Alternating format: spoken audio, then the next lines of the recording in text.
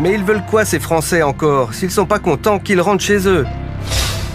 Bossez et fermez vos gueules, car vous avez encore de la chance que la Suisse vous donne du boulot pour faire la vie de pacha en France. Je vous observe depuis 35 ans, vous êtes un peuple d'ordures. Ça vient bosser chez nous pour 3 fois le salaire français. Si pas content, bah retournez dans votre gauloisie. Français, profiteurs arrogants à ignorer. On peut voter une initiative pour la dégager de chez nous, s'il vous plaît, M. Blocher? Depuis ces derniers temps, avec la politique catastrophique de la France, de nombreux Français quittent la France pour aller travailler partout ailleurs. En Suisse, au Luxembourg, au Canada, en Australie.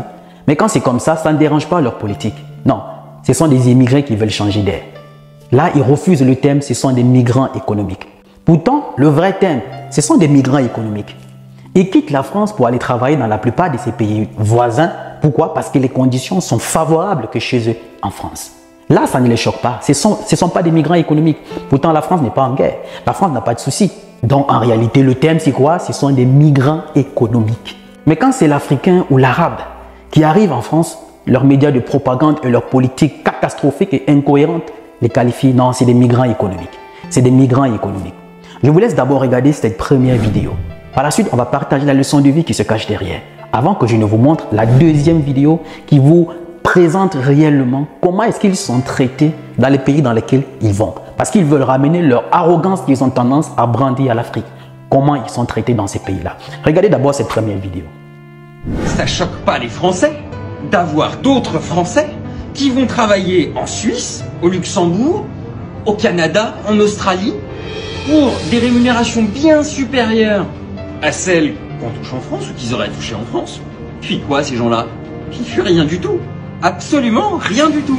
Alors que ça commence à choquer quand on parle d'un Malien, d'un Érythréen ou d'un Sénégalais qui lui fuit les conflits armés ou la misère ou les maladies. Et pour l'un, français, c'est de la migration économique, mais tout va bien. Et pour l'autre, africain, souvent noir, souvent d'une religion différente de la mienne ou de la tienne, ben là ça choque. Vous regardez dans un miroir? Et qu'est-ce qu'il vient faire ce pauvre gars? Cet homme, cet être humain qui a traversé les Méditerranées? Il vient faire quoi? La plonge? Pour 1000 € par mois? Et derrière on parle des allocs et de la CMU? Non mais franchement, soyons sérieux. Ils payent des impôts en France avant même d'être régularisés. Ils viennent te livrer ton petit smash burger avec ton Deliveroo sur un vélo la nuit. Ils viennent faire la sécurité des Jeux Olympiques parce qu'on n'a pas suffisamment de main d'œuvre pour les sécuriser. Moi ces gens-là c'est très simple. Je dis, on en a besoin.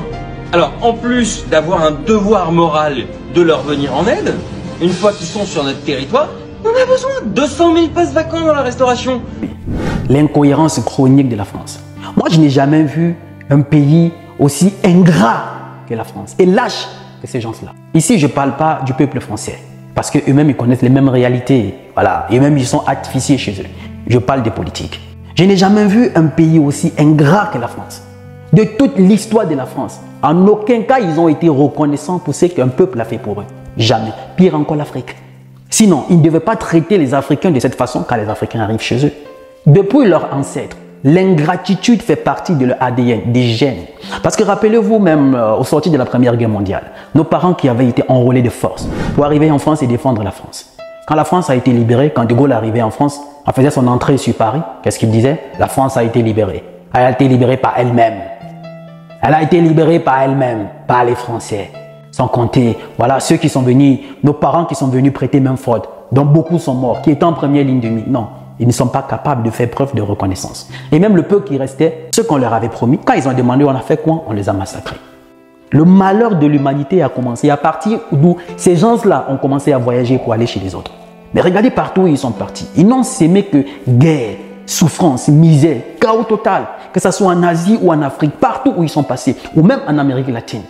Mais voilà un peuple comme ça, d'ingrat, une incohérence chronique qui les caractérise et une ingratitude qui ne dit pas son nom.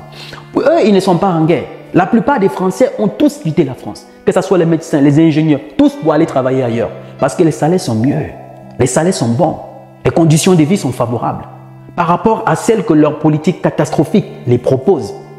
Mais quand eux, ils vont comme ça, non, ce ne sont pas les migrants économiques. Pourtant, le vrai thème, c'est les migrants économiques.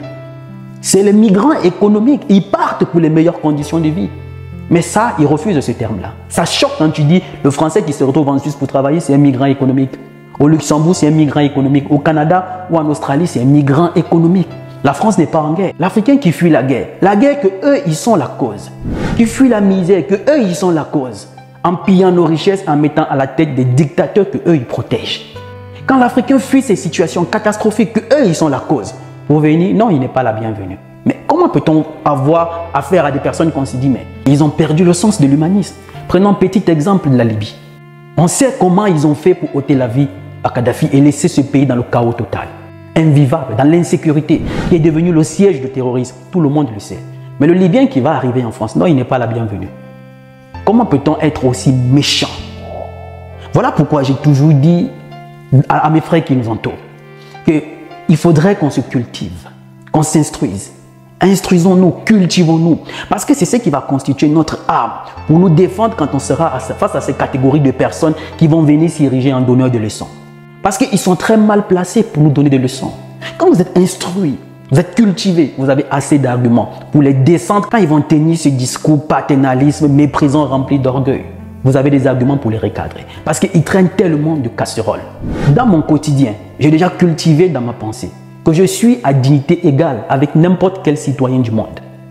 Je suis à dignité égale avec n'importe quel citoyen du monde. Partout où je vais, sans complexe. Surtout quand tu as les arguments pour les descendre quand ils veulent te ramener ce discours tendant à vouloir te rabaisser. Non, je reviens du continent qui est le berceau de l'humanité. Le continent qui a subi toute forme de préjudice, toute forme de souffrance. Mais elle est toujours hospitalière. Elle est toujours accueillante. Le continent qui a été le plus malmené, le plus maltraité. Mais ça n'empêche pas notre sens d'hospitalité légendaire. Parce que s'il fallait se comporter comme eux, ils se comportent. Mais je pense qu'ils ne mettraient plus pied partout où ils vont. Mais voilà un peuple de lâches comme ça. Quand ils se déplacent partout pour aller travailler, ils sont la bienvenue. Ils ont tous fui leur pays. La France aujourd'hui, le système de santé ne tient debout que par les Africains. Leurs ingénieurs et tous, ils ont fui. Pourquoi? Parce que le système ne fait que les appauvrir davantage, les asphyxier. Pire encore avec leur président qu'ils ont à la tête du pays, que je ne sais pas. Ça c'est le pire des présidents que la France a pu avoir. Mais ce qui est encore triste, c'est que les Français eux-mêmes n'arrivent pas à se réveiller et prendre conscience que celui-là est en train de les amener droit vers un mur. Droit vers un mur. Et ne se soucie pas du peuple français. Il s'en fout des générations à venir. Déjà, c'est quelqu'un qui n'a pas d'enfant, qui n'a même pas une famille. Quelqu'un qui n'est pas capable lui-même de savoir déjà comment gérer une famille. Parce que quelqu'un qui a les enfants, dans une prise de décision importante pour les années futures des enfants, voilà, il y a des choses pour lui qui viendront en priorité, qui sont essentielles. On a plus ou moins un sens de sensibilité. Mais ces gens-là n'ont plus de sensibilité. Ils s'en foutent. Regardez la loi de la retraite qu'ils ont fait passer de force, qui est une forme de dictature. Parce que quand ça se passe en Afrique, ils diront c'est la dictature. C'est la même chose, c'est la dictature. Le fait de faire passer cette loi de la retraite à 65 ans. Ça veut dire quoi? Lui, il s'en fout, il n'a pas d'enfant. Ce ne sont pas ces enfants qui vont subir, travailler jusqu'à épuisement à 65 ans. Il n'a pas d'enfant. Il s'en fout. Donc, quelqu'un comme ça qui n'a pas d'enfant, vous attendez qu'il prendra les décisions qui vont protéger les enfants? Non, pas du tout.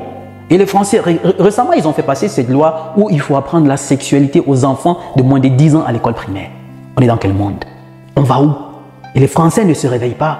Que voilà les gens qui sont à la tête de leur pays pour les envoyer droit vers eux. Ils ont commencé déjà, ils quittent déjà pour aller travailler un peu partout. Ça ne fait que commencer. S'ils ne font pas attention, dans les 20-30 années à venir, ils seront comme la Roumanie.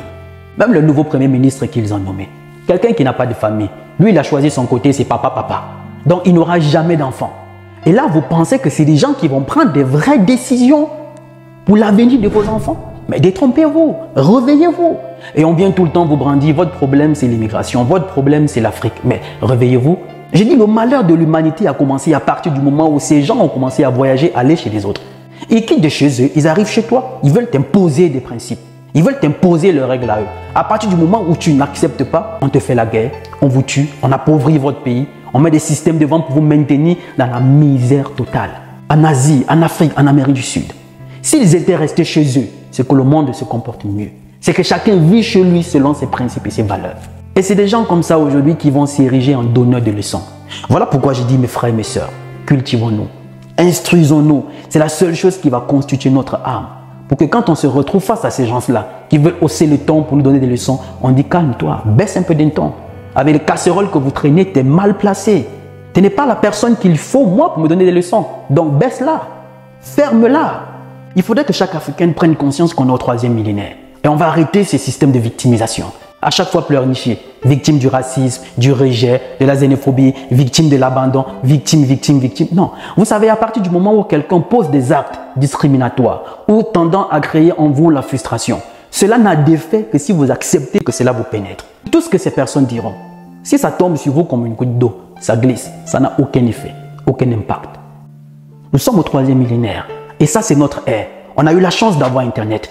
Ils ont eu la malchance de laisser Internet. De laisser Internet se répandre, ce qui est aujourd'hui quelque chose qui est inarrêtable. Donc ils ne peuvent plus stopper ça. Il faut bien qu'on arrête dans nos têtes, voilà, de jouer à la victime. Il faut qu'on soit des acteurs pour notre destin. Que chaque Africain mette dans sa tête qu'il doit se considérer à dignité égale avec n'importe quel citoyen dans le monde, partout où il part, sans complexe. Parce que nous, quand on arrive là-bas, non, c'est des migrants économiques. Regardez cette vidéo, ce que la plupart des Suisses pensent des Français. Quand ils quittent la France pour venir travailler en Suisse. Les mêmes mots qu'ils rejettent aux Africains avec leur orgueil sans reconnaissance. Les Suisses les ramènent à la raison.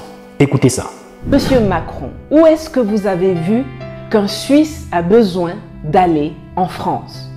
Ce sont vos ressortissants qui envahissent la Suisse pour trouver du travail et des salaires décents.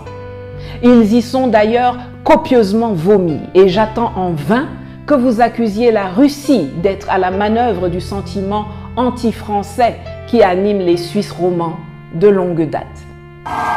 Mais ils veulent quoi ces Français encore? S'ils sont pas contents, qu'ils rentrent chez eux. Bossez et fermez vos gueules, car vous avez encore de la chance que la Suisse vous donne du boulot pour faire la vie de pacha en France. Je vous observe depuis 35 ans, vous êtes un peuple d'ordures. Ça vient bosser chez nous pour 3 fois le salaire français. Si pas content, retournez dans votre gauloisie. Français, profiteurs arrogants à ignorer. On peut voter une initiative pour la dégager de chez nous, s'il vous plaît, monsieur Blocher? Voilà ce que les Suisses pensent d'eux. Un peuple arrogant, profiteur, aucun sentiment de reconnaissance. Ils ne sont jamais reconnaissants, ces gens-là. Et c'est ceux-là qui veulent nous donner des leçons de vie. Voilà pourquoi moi, quand je vais en France, déjà je ne vis pas en France. Je précise pour la plupart souvent qui me disent « mais tu critiques, mais pourtant tu vis en France ». Je ne vis pas en France, je ne vis pas du tout en France. Voilà comment ils sont vomis chez les autres. Fermez vos bouches et travaillez. Le salaire qu'on vous donne 2, 3, 4 fois ce que vous n'avez pas chez vous. Prenez ça à aller jouer les pachas en France. Mais leur grosse gueule, c'est sur l'Afrique, c'est sur les Africains. Les Français ne peuvent pas se comparer aux pays voisins. Et puis ils ne s'en rendent pas compte que Dieu est en train de les punir. Regardez depuis la sortie de la Seconde Guerre mondiale. La France fait partie des pays gagnants de la Seconde Guerre mondiale. Pendant ce temps, elle pillait l'Afrique. Donc elle n'a pas eu de retard. Mais elle serait la première économie d'Europe. Mais aujourd'hui, ce n'est pas le cas. L'Allemagne qui faisait partie des perdants, qui a eu beaucoup de retard, comme la Russie ou la Chine. Mais ils ont pu travailler et se lever. Et aujourd'hui, être parmi les grands de ce monde, sans colonie en Afrique. Mais pendant ce temps, ces gens étaient en train de piller l'Afrique. Mais ça n'empêche pas qu'aujourd'hui, ils soient dans la situation qu'ils sont. Voilà pourquoi ils ne veulent pas laisser l'Afrique. Parce qu'ils savent que s'ils laissent déjà cette partie-là, c'est déjà compliqué pour eux. Mais avec ce manque encore qu'ils pillent en Afrique, mais ce sera grave. Français, réveillez-vous. Au risque que vous puissiez vous retrouver comme la Roumanie. Voilà déjà comment on vous traîne dans les pays voisins. Essayez de réfléchir et comprendre que votre politique ne vous dit pas la vérité. Il n'y a que vous qui devez prendre votre destin en main. Dites-moi ce que vous en pensez en commentaire à la famille. Il n'est jamais trop tard pour arracher sa liberté, pour arracher sa dignité. Oui, il n'est jamais trop tard. Parce que le rêve n'a pas de date d'expiration. Je suis Roland Campbell, ton frère. Salut!